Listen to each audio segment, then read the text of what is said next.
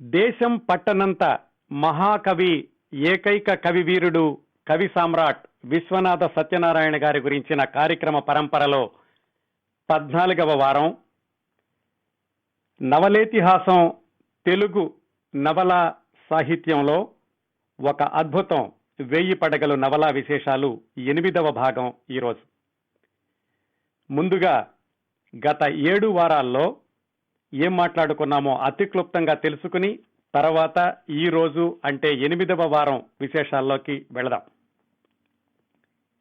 గత 7 వారాల్లో 1000 పడగలు నవల గురించి చాలా విశేషాలు మాట్లాడుకున్నాం కదా.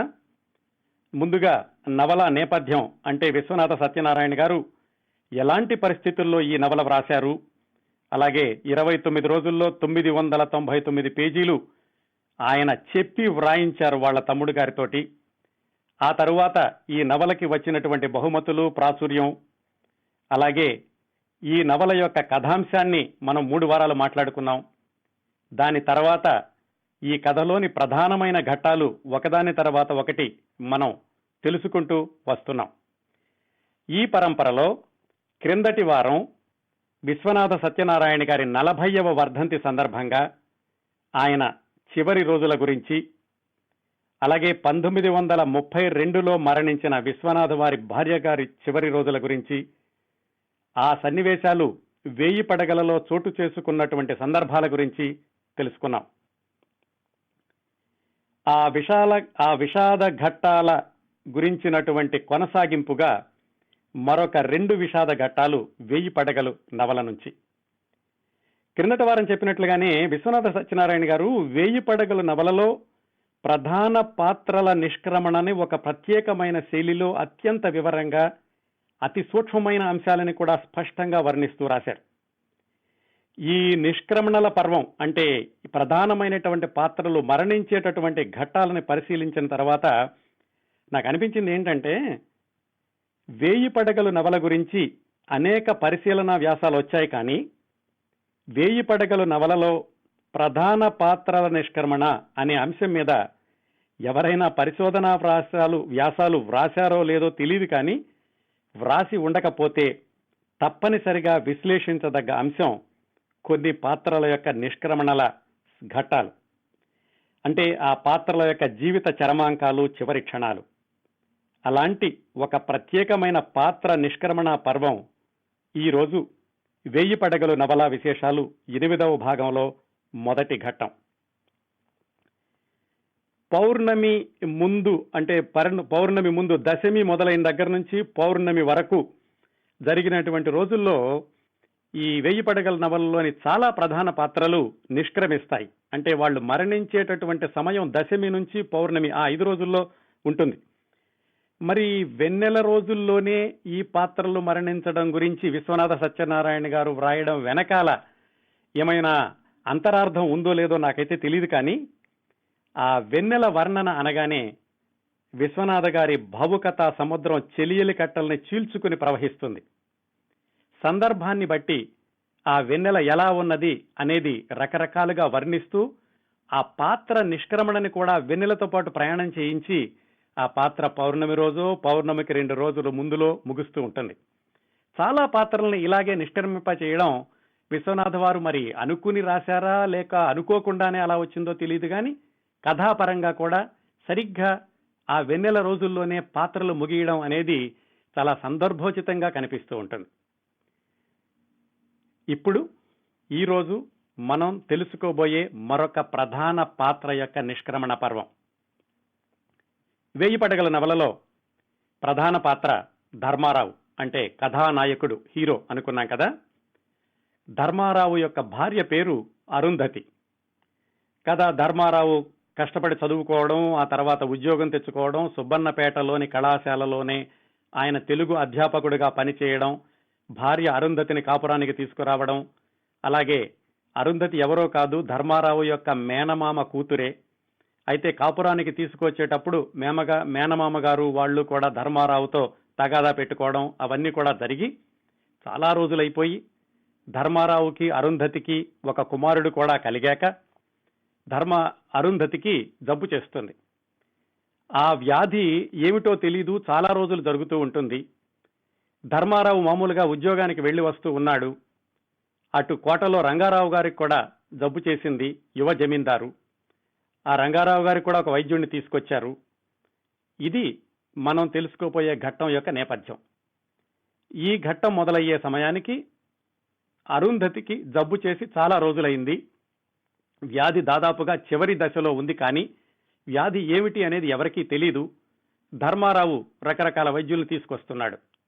ఇక్కడి నుంచి ప్రారంభించి ఈ 1000 పడగల నవలలో 32వ అధ్యాయంలో ప్రధాన పాత్ర ధర్మారావు యొక్క భార్య నిష్క్రమణను ఎలా వర్ణించారో చూద్దాం. చెప్పినట్లుగానే వెన్నెల రోజుల్లో ఈ పాత్రలన్నీ కూడా మరణిస్తాయని చెప్పాను కదా. దశమి రోజు, ఆ రోజు పొద్దున్నే పెద్ద డాక్టర్ వచ్చాడు. డాక్టరు అంటే ఆంగ్ల వైద్యం చేసేటటువంటి వైద్యుడు. ఆయన వచ్చాడు, లోపలికి వచ్చి అరుంధతిని చూశాడు. చూసి ఏమీ చెప్పలేదు, ఏవో మందులు ఇచ్చాడు. ధర్మారావు బయటికి వెళ్ళాడు. వెళ్ళి, ఏమండి ఏమైంది నా భార్యకి, మరి ఎన్ని రోజులకి తగ్గుతుంది, ఇంకేమైనా పరిచయం చేయమంటారా, ఇలాంటి ప్రశ్నలు లేవో అడగపోయాడు. కానీ ఆంగ్ల వైద్యుడు ఏమీ మాట్లాడలేదు. మూతి బిగించుకుని మోటారు ఎక్కాడు. మోటారు అంటే కారు. కారు ఎక్కాక ఆ మోటారు నడిపేవాడు ధర్మారావును పక్కకు పిలిచి, అయ్యా మేము ఎకాయకి మోటారు మీదే వచ్చినాము, అయ్యగారు మోటారుకి రాను పోను 100 రూపాయలు ఇవ్వమన్నారు అని ధర్మారావు దగ్గర అడిగి 100 రూపాయలు తీసుకున్నాడు. ధర్మారావు ఏదైనా ఇంకా ప్రశ్న అడుగుదాం అనుకుంటున్నాడు ఆ వైద్యుడిని. కానీ మోటారు కదిలిపోయింది. అక్కడ ఒక దృశ్యాన్ని రాశారండి విశ్వనాథ్ వారు. అదే చెప్పాను, ఆయన చాలా స్క్రీన్ ప్లే ఆ విధంగా వ్రాస్తారు అని. ఆయన వ్రాసేటటువంటి దృశ్యం కళ్ల ముందు కనిపిస్తుంది అనడానికి ఇప్పుడు వచ్చేటటువంటి దృశ్యం చూడండి. వైద్యుడిని ఏదో అడుగుదాం అనుకున్నాడు, ఆయన ఏం మాట్లాడకుండా మోటారు కదిలిపోయింది. ధర్మారావు 2 చేతులు ఎత్తి నమస్కారం పెట్టాడు. కానీ ఆయన మాట్లాడకుండా వెళ్ళిపోయేటప్పుడు వైద్యుడి యొక్క సిగరెట్ నుంచి వచ్చిన పొగ మాత్రమే ఆయన నమస్కారాన్ని స్వీకరించింది. ఎంత అద్భుతంగా ఉందో చూడండి, ఊహించుకోండి. ఆయన 2 చేతులు ఎత్తి నమస్కారం పెడుతున్నాడు. ఆయన డాక్టర్ గారి సిగరెట్ పొగ మాత్రం వచ్చి ఆ 2 చేతుల్ని తాకింది. అదండి అద్భుతమైన దృశ్యం. అంత సూక్ష్మంగా విశ్వనాథ వారు మనోనేత్రంతో చూసి మనకి కళ్ళకి కనిపించేలాగా ఈ 1000 పడగల్లో రాశారు. సరే, ఆ డాక్టర్ గారు వెళ్ళిపోయాడు. లోపలికి వచ్చాడు ధర్మారావు. అరుంధతి అడిగింది, ఏమండి డాక్టర్ గారు ఏమన్నారు అని. ధర్మారావు ఏం చెప్పాడంటే, మళ్ళా ఒక వ్యాఖ్యానం చెప్తాను. విశ్వనాథ వారు ఎంత గంభీరమైన దృశ్యమైనా, ఎంత హాస్య దృశ్యమైనా, ఎంత లలితమైన దృశ్యమైనా అక్కడ సందర్భానుసారం ఆనాటి సామాజిక పరిస్థితుల మీద ఆయన యొక్క వ్యాఖ్యానం, చుణుకులు మాత్రం ఆయన ఎక్కడ మర్చిపోలేదు. అరుంధతి ధర్మారావుని, ఏమండి డాక్టర్ గారు ఏమన్నారు అని అడిగినప్పుడు ఆయన ఏం చెప్పాడంటే, వారు ఆంగ్ల వైద్యులు కదా, ఔషధం వాళ్ళు ఇస్తారు, వెళ్ళిపోతుంటారు. ఆంగ్ల వైద్యంలో ఇలా మందులు ఇవ్వడమే కానీ, పరామర్శ చేయడం కానీ, మాట పలుకుబడి కానీ, సమాదరించడం కానీ, ధైర్యం చెప్పడం కానీ ఇలాంటివి లేవు. మరి అప్పట్లోనే ఈ వైద్యం వస్తున్నటువంటి కొత్త రోజులు. పాత వైద్యం అంటే ఆ గ్రామంలో చేసేటటువంటి వైద్యులు వాళ్ళందరూ వచ్చి మామూలుగా కబుర్లు చెప్పడం కానీ, వీళ్ళ యొక్క క్షేమ సమాచారాలు అడగడం, తర్వాత ఏమవుతుంది వివరాలు చెప్పడం ఉండేది. మరి ఆంగ్ల వైద్యులంటే వినడం, మందులు ఇవ్వడమే కానీ వేరే పరామర్శ అనేది లేదు అనేటటువంటి విషయాన్ని 1934లో విశ్వనాథ్ వారు ఇదిగో ఈ సందర్భంలో రాశారు. సరే, ఆవిడ అడిగింది, ఏమండి ఎంత తీసుకున్నారు డబ్బులు అని. ఆయన 100 రూపాయలు తీసుకున్నాడులే అని ధర్మారావు చెప్పాడు. అయితే మిగిలి ఇంకా 300 ఉన్నాయి కదా, 300 జాగ్రత్తగా దాచుకోండి, 4-5 రోజుల్లో అవసరం వస్తుంది కదా అంది. అంటే చాలా ప్రతీకాత్మకంగా, అంటే 4-5 రోజుల్లో ఇంకేదో జరగబోతోంది, పెద్ద ఖర్చు రాబోతోంది అనే దానికి సూచనగా అరుంధతితోటి ఈ సంభాషణ చెప్పించారు రచయిత విశ్వనాథ్ గారు. అంటే ధర్మారావు అన్నాడు, ఎందుకు 4-5 రోజుల్లో ఏమొస్తుంది, పిచ్చి మాటలు మాట్లాడ మాకు, నీకు ఆరోగ్యం తగ్గిపోతుందిలే అని భార్యని కొంచెం మందలించాడు. ఇదంతా దశమి రోజు జరిగింది. మర్నాడు ఏకాదశి, అంటే 11వ రోజు, ఇంకొక 4 రోజుల్లో పౌర్ణమి వస్తుంది. ఆ రోజు ఏకాదశి రోజు ధర్మారావుకి ఒక ఆలోచన వచ్చింది. ఏమిటంటే, వీళ్ళకి వివాహం అయినప్పుడు అరుంధతికి ఒక నల్ల చీర పెట్టారు. ఆ చీర తీసుకొచ్చి అరుంధతికి కడితే బాగుంటుంది అని ఆయనకు అనిపించి అత్తగారి ఊరు వెళ్ళాడు. వాళ్ళ ఊరికి పక్కనే నడిచి వెళ్ళొచ్చు. అక్కడికి వెళ్ళి ఆయన 15 సంవత్సరాలు అయింది. అరుంధతిని కాపురానికి తీసుకొచ్చాక మళ్ళీ మేనమామ గారింటికి, అంటే మామగారింటికి వెళ్ళలేదు. 15 సంవత్సరాల తర్వాత మళ్ళా వెళ్ళి ఆ మామగారి ఇంటి ముందు నుంచున్నాడు. మామగారు అత్తగారు కూడా వృద్ధులైపోయారు. వాళ్ళకి తెలుసు కూతురికి ఆరోగ్యం బాగాలేదు అని. కానీ పంతాలు పట్టింపులు వల్ల ధర్మారావు ఊరు రావడం కానీ మా అమ్మాయికి ఎలా ఉందని అడగడం కానీ చెయ్యలేదు. ఈ నేపథ్యంలో ధర్మారావు వాళ్ళ ఇంటికి వెళ్ళి, మా భార్య యొక్క పెట్టె మీ దగ్గర ఉంది, ఆ పెట్టె కావాలి అని అడిగాడు. అంటే వాళ్ళ అత్తగారు విసుక్కుంటూ, ఆ పెట్టె ఎక్కడుంది, ఎప్పుడో 15-20 ఏళ్ళు అయింది, మా దగ్గర ఉంటుందా అంది. ఉంది, మీ ఇంట్లో ఉంటుంది, మీరు చూడండి. అప్పుడు మా నాన్నగారు ఇచ్చిన డబ్బులు కూడా మా నాన్నగారు ఇచ్చిన నగలు కూడా మీరే తీసేసుకున్నారు. ఆ పెట్టెలో నా భార్య యొక్క చీర ఒకటి ఉంది, ఆ చీర దొరికి తీరాలి అని ఆయన కొంచెం గట్టిగా అడిగాడు. వాళ్ళు కదలకుండా అలాగే కూర్చున్నారు. మీరు మాట్లాడకపోతే గనక నేనే ఇంట్లోకి వెళ్ళి ఆ పెట్టెలో నుంచి చీర తీసుకుంటాను అని దూకుడుగా లోపలికి వెళ్తుంటే వాళ్ళ అత్తగారు కూడా లోపలికి వెళ్ళి సరే ఆ పెట్టె తెరిచింది. ఆ పెట్టెలో నుంచి ఎప్పటివో బట్టలు అవన్నీ బయటపడినాయి. ఆ పెట్టెలో అడుగున నల్ల చీర కనపడింది. అది వివాహం ఆ సందర్భంలో ధర్మారావు వాళ్ళు అరుంధతికి పెట్టినటువంటి చీర. ఆ చీర తీసి ఆ చీరని కౌగిలించుకుని ధర్మారావు బిగ్గరగా ఏడవడం ప్రారంభించాడు. అత్తగారికి మామగారికి అర్థం కాలేదు, ఏమిటి ఇంతగా ఏడుస్తున్నాడు అని. వాళ్ళు గమనించినటువంటి ధర్మారావు వెంటనే తేరుకుని అక్కడ ఏడవటం బాగుండదని ఆ చీరని అలాగే గుండెకి అదుముకుని బయటకు వచ్చాడు. వచ్చి సుబ్బన్నపేట వైపు వెళ్లడం ప్రారంభించాడు. ఆ చీర అలాగా ఆయన గుండెకి దగ్గరగా హత్తుకుని వెళుతుంటే అరుంధతినే కౌగిలించుకున్నట్లుగా ఆయన భావించడము, అలాగే పెళ్లినాటి తొలి రోజులు గుర్తుకు రావడము, ఎంతమంది తన వివాహం సఫలమవడంలో ప్రయత్నం చేశారు అనేది, అంటే అప్పట్లో రుక్మిణమ్మారావు గారు జమీందారు గారి భార్య, వీళ్ళందరూ కూడా సర్ది చెప్పారు, ఇలాంటివన్నీ గుర్తొచ్చినాయి. ఆ చీరని అలాగే కౌగిలించుకుని కళ్ళంటే ధారాపాతంగా నీళ్లు కారుతుంటే తన ఊరి వైపు వెళుతూ ఆ మధ్యలో పొలాలున్నాయి. పొలాల గట్ల మీద కూర్చుని ఒకసారి బిగ్గరగా ఏడ్చాడు. అవి మాగాణి పొలం గట్లు. మాగాణి పొలం గట్ల మీద కూర్చుంటే ఏమవుతుంది, అది బురదతో ఉన్నటువంటి గట్లు కాబట్టి ఆయన పంచంతా కూడా బురదైంది. ఇంత స్పష్టంగా ఆయన ఊహించగలిగారండి విశ్వనాథ్ గారు. ఆ పంచ బురదయ్యింది. అక్కడి నుంచి లేచి ఆ చీరను అలాగే హత్తుకుంటూ ఇంటికి వచ్చాడు. ఇంటికి వచ్చేసరికి ఆ చీరని చొక్కాలో దాచుకున్నాడు. లోపలికి రాగానే మంచం మీద పడుకున్న అరుంధతి అడిగింది, ఏమిటండి ఏముంది మీ చొక్కాలో అని. నిన్ను దాచుకున్నాను అన్నాడు. మళ్ళీ ఇక్కడ కూడా చాలా సింబాలిక్ గా చెప్పారు విశ్వనాథ్ గారు. ఏమిటది అంటే తర్వాత చెబుతానులే రాత్రి అయ్యాక అని ఇంట్లోకి వెళ్ళిపోయారు. రాత్రి అయ్యింది. ఏ రోజది? ఏకాదశి. ఏకాదశి వెన్నెలలు ఎలా ఉన్నాయంటే వీళ్ళ యొక్క మరణించిన పూర్వీకుల యొక్క ఆత్మలు జ్యోతి రూపములై వారి ఇంటి చుట్టూ ఆవరించినట్లుగా ఉన్నాయి. మళ్ళా ఒక దృశ్యం చూపించారు చూడండి మన కళ్ళకి. అరుంధతి మంచం మీద పడుకునుంది. కిటికీలో నుంచి ఒక వెన్నెల కిరణం ఆమె మొహం మీద పడుతోంది. అలా పడుతూ ఉండగా ధర్మారావు గదిలోకి వచ్చాడు. వచ్చి అరుంధతికి తను తెచ్చినటువంటి నల్ల చీర కట్టాడు. కట్టాక ఒకసారి అక్కడ ఉన్నటువంటి దీపం మసక వెలుతురులో ఆ చీరని గమనించినటువంటి అరుంధతి అడిగింది, దీనికోసమా ఇందాక మీరు చొక్కాలో దాచుకుని వచ్చారు? నాకు గుర్తుంది, ఈ చీర మనం పెళ్లి సమయంలో మీరు పెట్టింది కదా అని భర్తను అడిగింది. అని ఒకసారి ఎక్కడి నుంచి శక్తి వచ్చిందో ఆ చీర కట్టుకున్నటువంటి అరుంధతి నెమ్మదిగా లేచి భర్త మెడ చుట్టూ చేతులు వెయ్యబోయి శక్తి లేక వెంటనే జారిపోతుంటే ధర్మారావు నెమ్మదిగా ఆవిడ భుజాలు పట్టుకుని మంచం మీద పడుకోబెట్టాడు.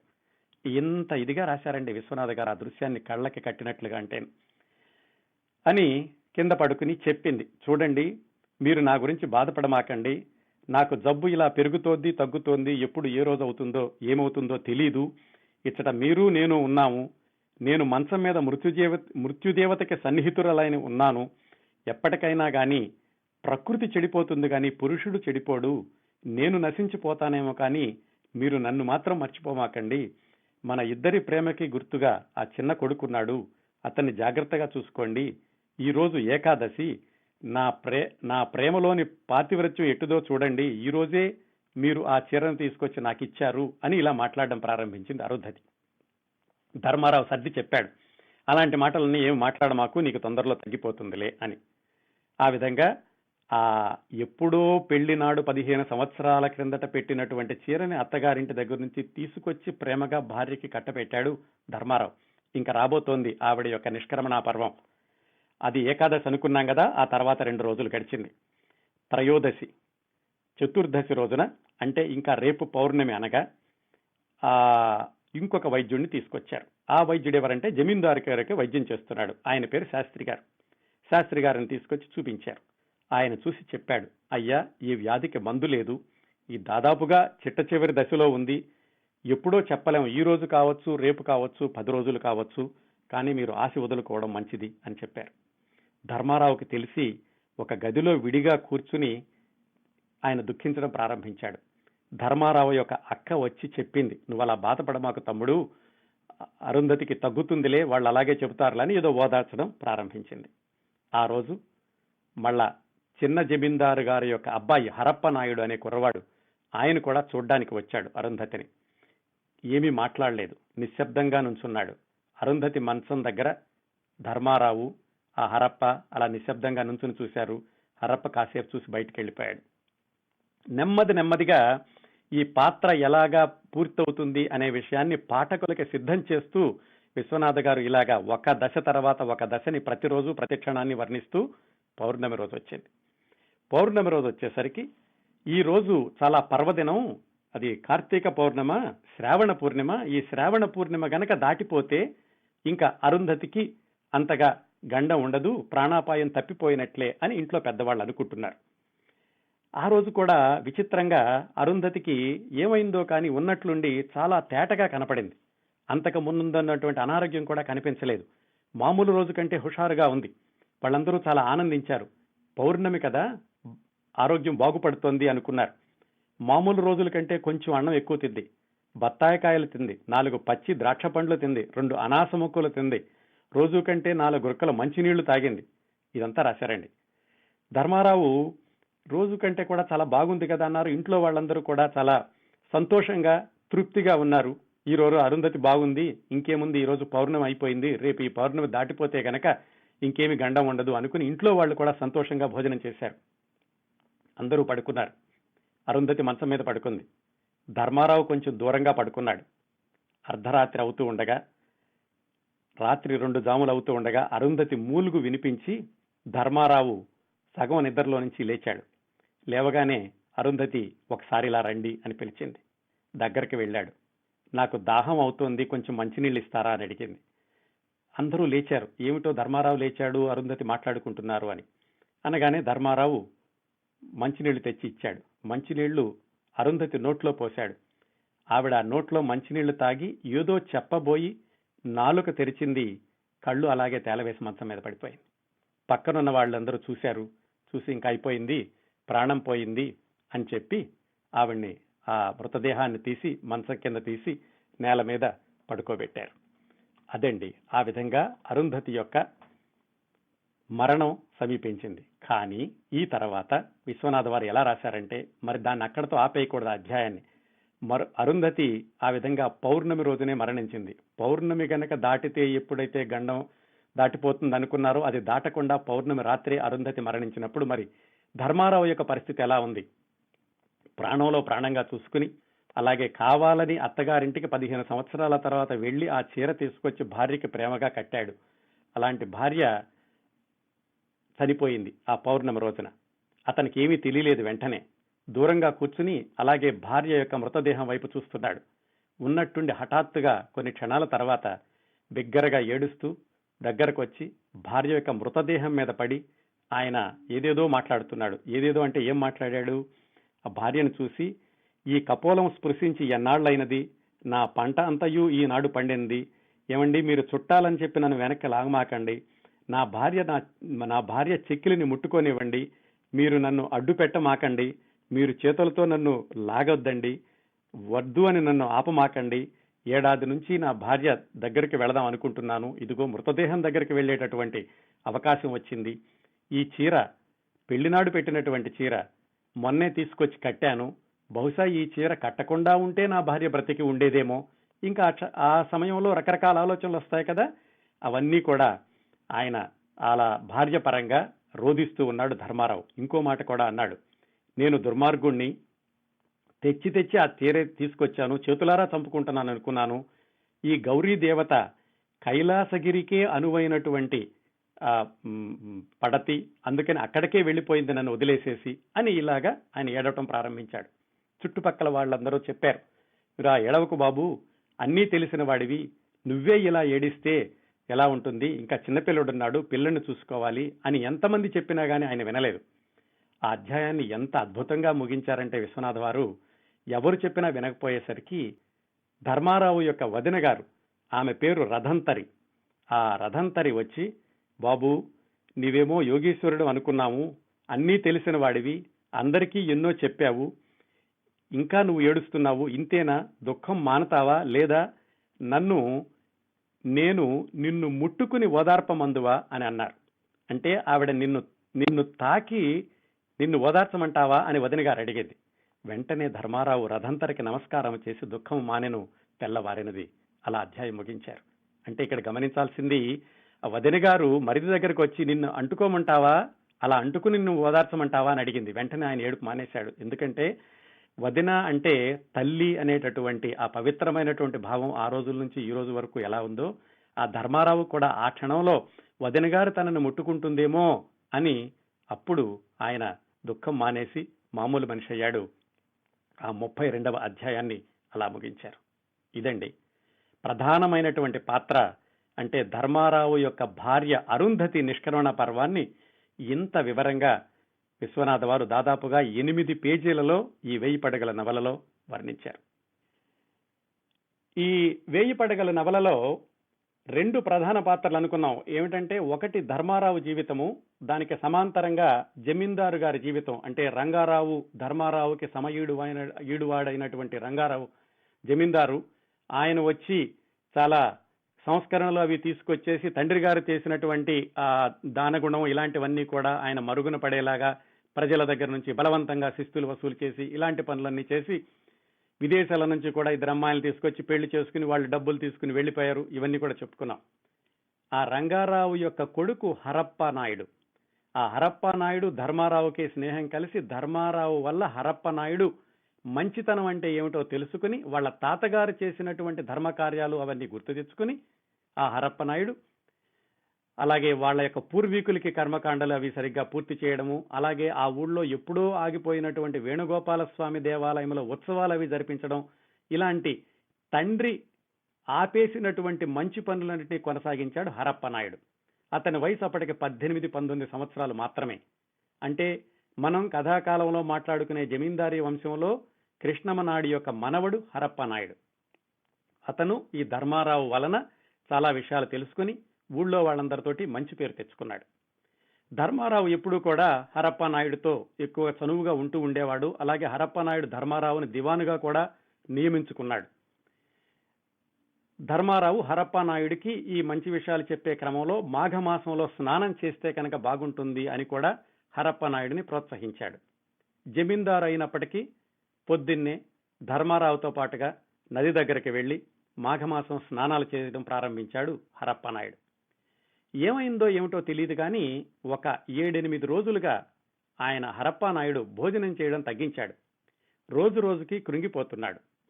ఆయన మనసులో ఏదో నిర్ణయించుకున్నాడు. ఈ హరప్ప నాయుడు అనేటటువంటి యువకుడైన జమీందారు, అప్పటికి 19-20 సంవత్సరాల వయసు మాత్రమే హరప్ప నాయుడికి. ధర్మారావు గమనిస్తున్నాడు. రోజు వెళుతున్నారు మీరు స్నానం చేయడానికి, మాఘమాస స్నానం, ఎందుకు ఇలా రోజు కృంగి కృషించిపోతున్నారు అని అడుగుతున్నాడు. కానీ హరప్ప నాయుడు ఏమీ చెప్పలేదు. మళ్ళీ అది పౌర్ణమి రోజులే. ఇందాక చెప్పుకున్నాం కదా, విశ్వనాథ సత్యనారాయణ గారు చాలా పాత్రల్ని పౌర్ణమి రోజుల్లోనే ముగించారు అని. మళ్ళీ పౌర్ణమి రోజులు శుక్లపక్షం ఆరాజే మొదలుపెట్టినట్టుగా దశమి నాడే మళ్ళీ ఈ సంఘటన. ఏమిటది? హరప్ప నాయుడు తనలో తను అనుకున్నాడు, మా నాన్నకి జ్వరం వచ్చి వైద్యుడు వైద్యం చేయడం వల్ల బ్రతికాడు, నేనేదో చనిపోతున్నట్లుగా ఉన్నాను, చనిపోబోతున్నాను అని తనలో తను అనుకున్నాడు. ఆ దశమి రోజున, ఏకాదశి రోజున కూడా సరిగ్గా స్నానం చేయలేకపోయాడు హరప్ప నాయుడు, నడవలేకపోయాడు. అలాగే లేచి పట్టుకోవడానికి నౌకర్లు ఎవరో కూడా దగ్గరకు రానివ్వట్లేదు ఆయన ఆ మాఘమాసం స్నానంలోను. ధర్మారావు కనిపించాడు. ఏమిటండి హరప్ప నాయుడు గారు, మీరు అలా నీరసంగా ఉన్నారు, ఎందుకు ఇలా ఉన్నారు అని ఆయన అడగపోయాడు. హరప్ప నాయుడు సమాధానం ఏమీ చెప్పలేకపోయాడు. కానీ ధర్మారావుకి ఏదో మనసులో తెలుస్తోంది. ఆ రోజంతా జరిగి ఆ మరు రోజు అంటే పౌర్ణమి రోజున, మళ్ళీ పౌర్ణమి వచ్చింది 2-3 రోజుల తర్వాత, ఏకాదశి తర్వాత 3 రోజుల తర్వాత మళ్ళా పౌర్ణమి వచ్చింది. ఆ పౌర్ణమి రోజు ఎలా ఉందంటే, ప్రొద్దు కుంకినంతనే మళ్ళీ వెన్నెలలు అనగానే విశ్వనాథ సత్యనారాయణ గారి కథం తొక్కుతుంది అనుకున్నది. కలం కాదు, ఊహలు కథం తొక్కుతాయి అనాలి. ఎందుకంటే ఆయన కలం పేపర్ మీద పెట్టి రాయలేదు, చెప్పారు కాబట్టి ఆయన ఊహలు కథం తొక్కుతాయి. ఆయన ఏం రాశారంటే, ఆ వెన్నెలలు ఎలా ఉన్నాయంటే, శివ జటాట శివ జటాటవీటన్మందానికి నీ తరంగదూత డిండీరములు నాగేశ్వర స్వామి ఆలయం నుండి కొట్టుకుని వచ్చి కోట అను ఒడ్డునందు కట్టెలు కట్టెను. అలాగా ఆ వెన్నెలలు కొట్టుకుని ఆ కోట దగ్గరికి వచ్చి ఆగిపోయినట్లుగా ఉన్నాయి. హరప్ప ధర్మారావు, హరప్ప నాయుడు అంటే ఆ పెద్ద జమీందారు గారి మనవడు, ఇప్పుడు మంచి పనులు చేసినటువంటి హరప్ప నాయుడు 9 రోజులుగా మాఘమాస స్నానం చేస్తున్నాడు. ఇప్పుడు ఇది 14వ రోజు స్నానం చేస్తున్నాడు. సరిగ్గా భోజనం చేయటం లేదు, నీరసించిపోయాడు. ధర్మారావుకి ఏదో తెలుస్తోంది. ఈ పౌర్ణమి రోజున ధర్మారావు హరప్ప నాయుడు దగ్గర ఉన్నాడు. ఉండి ధర్మారావు ఆ రంగారావు గారికి చెప్పాడు, నేను ఇంటికి వెళ్ళి వస్తాను, 2 జాముల వరకు హరప్ప నాయుడు గారి దగ్గర ఉంటాను, ఆ తర్వాత మీరు ఆయనకి తోడుగా ఉండండి, చాలా నీరసంగా ఉన్నారు హరప్ప నాయుడు గారు అని రంగారావుకి చెప్పాడు ధర్మారావు. అని చెప్పి హరప్ప నాయుడు దగ్గరే ఉన్నాడు, ఆ 2 జాముల వరకు ఉందామని. హరప్ప నాయుడు కొంత 2 జాములు కాబోతోంది, అర్ధరాత్రి కాబోతోంది. ధర్మారావుతో చెప్పాడు, నాకేమీ తొయ్యట్లేదు, ఒకసారి మేడ మీదకి వెళదామా అని ధర్మారావుని అడిగాడు. హరప్ప ఆ 19 సంవత్సరాల్లో ఎప్పుడూ కూడా తన గదిలో తనే ఉన్నాడు, కానీ మేడ మీదకి ఎప్పుడు వెళ్ళలేదు. అందుకని ధర్మారావుని అడిగాడు. సరే వెళదాం రండి నాయుడు గారు అని ధర్మారావు హరప్ప నాయుడిని లేవతీశాడు. నడవలేకపోతున్నాడు, చాలా నీరసంగా ఉన్నాడు. కాబట్టి ధర్మారావు భుజం మీద చేతులు వేసి హరప్ప నాయుడు నడిపించుకుంటూ మేడ మీదకి తీసుకెళ్లాడు. ఆ మేడ మీదకి తీసుకెళ్లగానే చుట్టూరా సుబ్బన్నపేట కనిపించింది. దూరంగా ఆ నది ప్రవహిస్తోంది, ఊరంతా కూడా నిద్రపోతోంది, వెన్నెల పచ్చ వెన్నెల అంతా కాస్తోంది. ఆ వెన్నెల ఎలా ఉందంటే గిరిక ఆత్మ పొంగి తెల్లని తరగలైనట్లు. గిరిక అని ఒక ప్రధాన పాత్ర ఉంది, ధర్మారావు యొక్క చెల్లెలవుతుంది. ఆవిడ గురించి వచ్చే వారం తెలుసుకుందాం. ఆవిడ యొక్క ఆత్మ పొంగి తెల్లని తరగలైనట్లు, కృష్ణమనాయుని యశస్ సముద్రమునకు పోటు వేళ వచ్చినట్లు. కృష్ణమనాయుడు అంటే హరప్పనాయుడు యొక్క తాత. యశోదా తనయుని బాలకృష్ణుని పాల నురుగు సెలవి వెంట నవ్వులతో కలిసి వచ్చినట్లు. నాగేశ్వర స్వామి వారి తనువైన సర్వ జగత్తు భూతిపోతలు పులుముకొన్నట్లు. సుబ్రహ్మణ్యేశ్వర సహస్ర ఫణామణి శితచ్ఛ విపూరము తరగలు తరగలుగా వచ్చినట్లు. ఆకాశం అనేటటువంటి మల్లెపందిరి ఆకులన్నీ ఊడ్చి సర్వతః పుష్పించినట్లు వెన్నెలలు పవిత్రములు సుమనోహరములు అయ్యను. హరప్ప కొన్ని వెన్నెలలు పుక్కిలించెను, కొన్నిటిని తల మీద ధరించెను, కొన్నిటిని కౌగలించుకొనెను, కొన్నిటి రెప్పలతో అప్పళించెను. ఇంత అద్భుతంగా రాశారండి వెన్నెల గురించి. కానీ ఏదో జరగబోతోంది ఆ వెన్నెల్లో. ధర్మారావు హరప్ప నాయుడిని మేడ మీదకి తీసుకెళ్లాడు. వెన్నెల ఎంత అద్భుతంగా మనోహరంగా ఉంది. 2 జాములు అయ్యింది. ధర్మారావు హరప్ప నాయుడు మేడ మీద ఉన్నారు. రంగారావుకి గుర్తొచ్చింది. ధర్మారావు వెళ్ళిపోతానని చెప్పాడు, 2 జాములు అయ్యింది, నేను వెళ్ళి కొడుకు హరప్ప నాయుడు దగ్గర ఉండాలి కదా అని గదికి వెళితే అక్కడ ఎవరు లేరు. వెతుక్కుంటూ మేడ మీదకి వెళ్ళాడు. మేడ మీదకి వెళ్ళేసరికి ఎవరో 2 ఉన్నట్టుగా కనిపించింది. దగ్గరికి వెళ్ళాడు. హరప్ప, ధర్మారావు అక్కడ ఉన్నారు. రంగారావు అడిగాడు, ఏమిటి బాబు ఇది అని.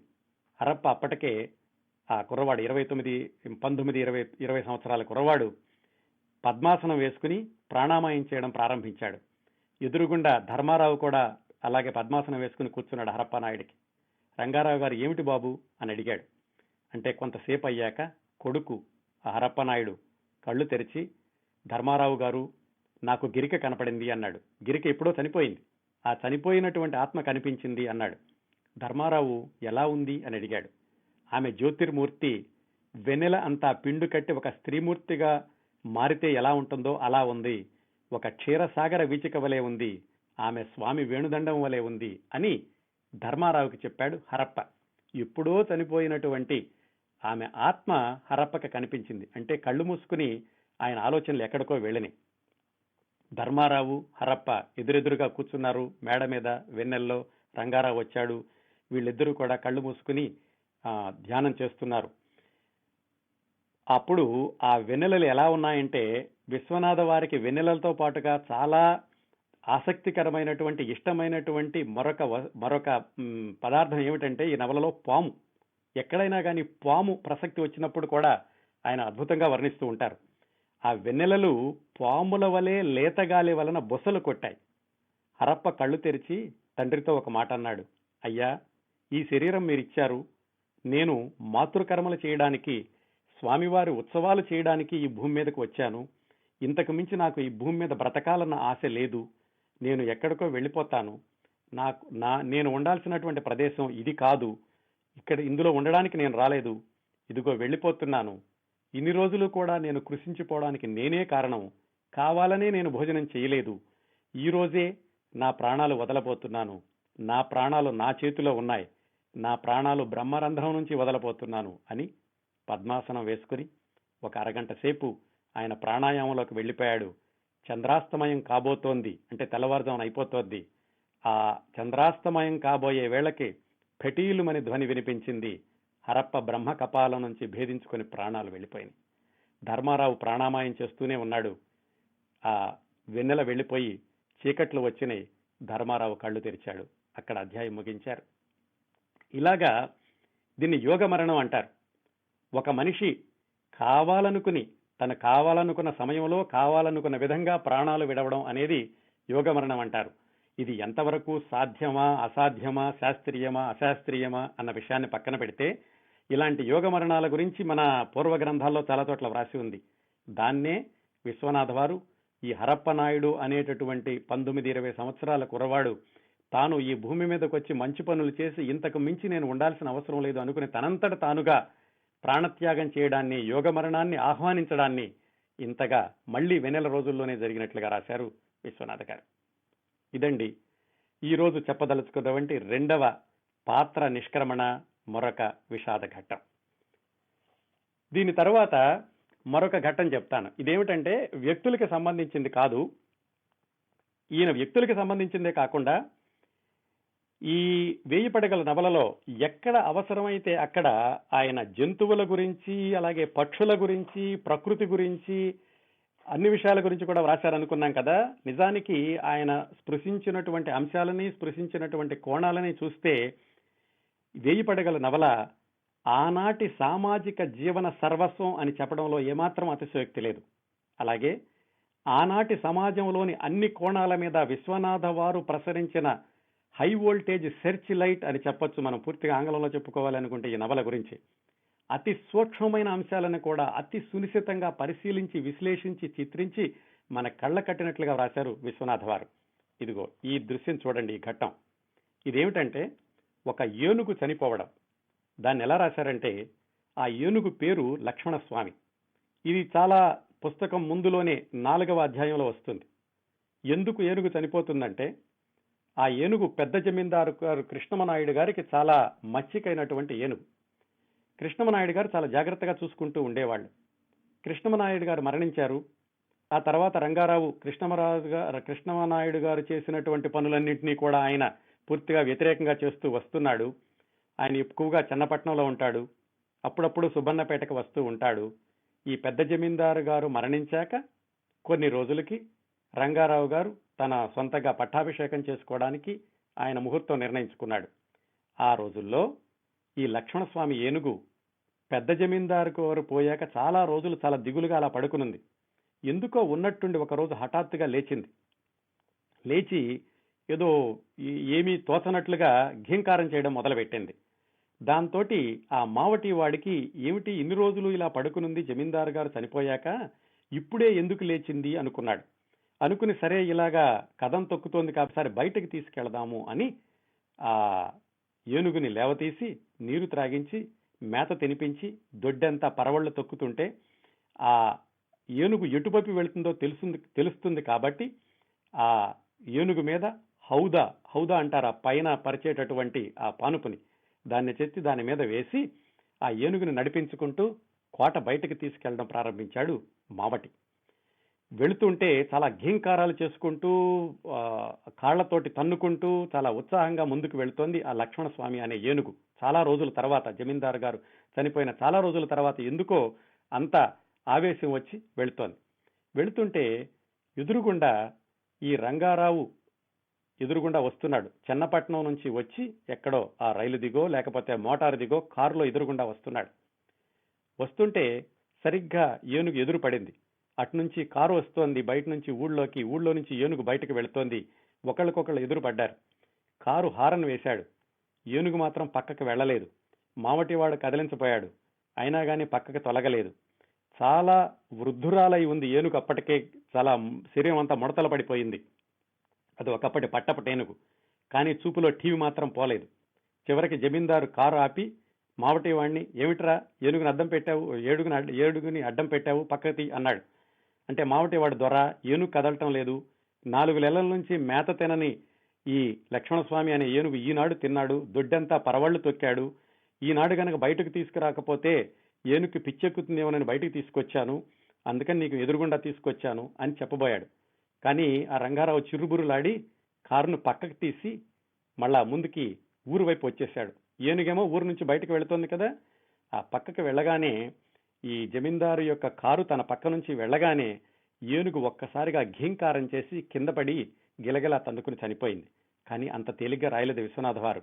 ఆయన ఎలా రాశారంటే, అప్పట్లో ఆ మోటారు కారు తనని దాటుకుని ముందుకు వెళ్ళగానే ఆ ఏనుగు ఏం చేసిందంటే, త్రేతా ద్వాపర సంధి నాటి గజరాజు బాధచే పెట్టిన ఘీంకారము వంటి హృదయ విదారకమైన ఘీంకృతి, వెనక నుండి పటాపటాలుమని మిన్నులు విరిగి పగిలి నేలపడిన ప్రళయ మేఘ గర్జ నినాదం వలె వినవచ్చను.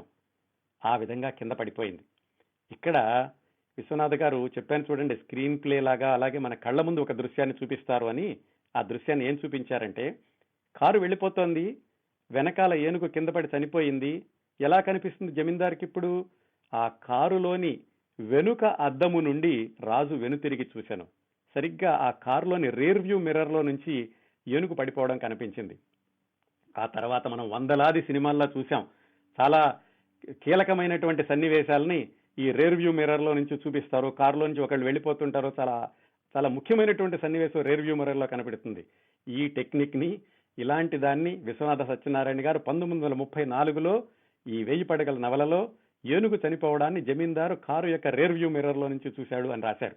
అసలు అప్పట్లోనే కార్లు కొత్త, ఈ మోటార్ కార్లు ఎలా ఉంటాయి ఏమిటి అనేది కూడా కొత్త. అలాంటి దాన్ని విశ్వనాథ్ గారు బందర్లో కూర్చుని ఊహించి ఈ రేర్ వ్యూ మిర్రర్ లో నుంచి ఈ దృశ్యం కనపడింది అని రాశారు. ఇంకో మాట కూడా రాశారండి.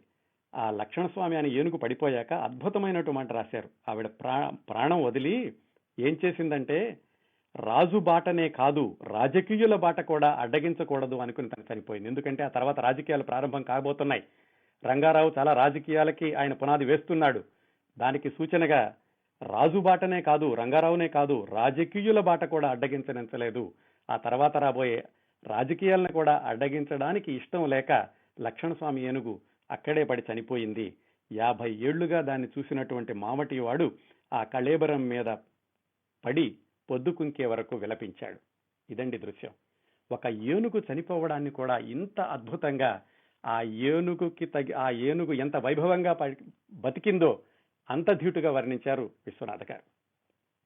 ఇది ఈనాడు మనం తెలుసుకుంటున్న 3వ ఘట్టం. ఈ విషాద పర్వాలని ఇంతటితో ముగిద్దామండి.